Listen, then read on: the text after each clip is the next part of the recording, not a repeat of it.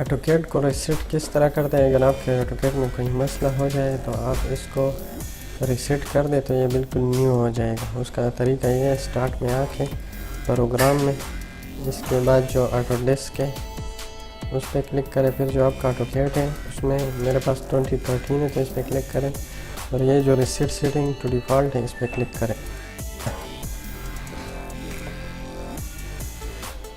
अगर बैकअप लेना है तो ले लें, तो इस पर क्लिक करें, सेव। ये थोड़ा सा टाइम लेगा, ये बिल्कुल फ्रेश हो जाएगा। अगर इसमें कोई चेंजिंग आई हो तो बिल्कुल न्यू की तरह हो जाएगा।